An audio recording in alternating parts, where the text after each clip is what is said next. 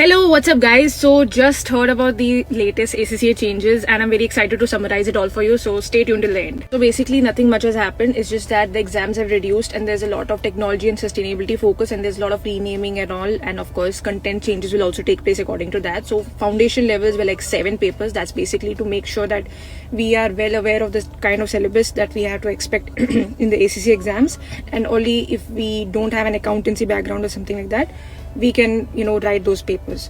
So it has been reduced from 7 to 3.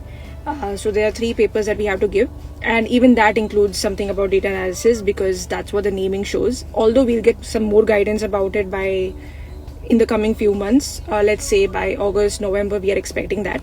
So about the main papers, first of all, it's become to 3. Business technology has reduced the knowledge skill at the knowledge level. Then comes the skill level. Skill level, it's changed to expertise level, and there the same 5 papers have been given, but again we have got some name changes there. Audit has some name change, and even there's a name change for financial management. It's become to finance investment, and performance with data analysis. This is the name for performance management now, which is the 5th paper basically. For SBR, the name has been changed to sustainability business reporting, so that's a bit more relevant now that we are focusing a lot on sustainability standards, and there's a lot of new changes we saw in the recent syllabus changes of September 25 and all also.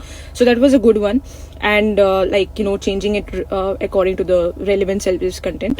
Strategic business leader is still there, and that's still the mandatory option. Not an option, it's a mandatory exam. But for the optional papers, now we have got the same options, except there's one more added related to data science, and which is very exciting. We want to really see what kind of content they'll give and how they'll make us prepare for the new future out there and the AI skills out there.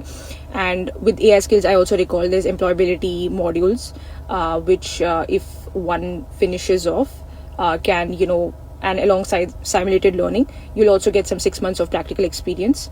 Although this is not applicable if you have to use it for audit practice in the UK.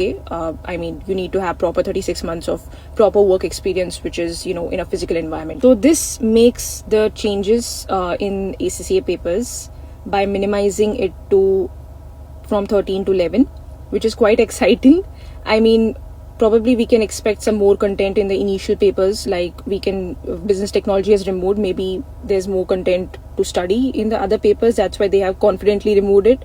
And at the same time, there'll be more content covering sustainability, technology related stuff. So we can't be like, we are non-finance students, so we don't have to study technology or we don't have anything to do with it. So guys, this is a good thing. This is going to give us many skills alongside studying hard for these exams.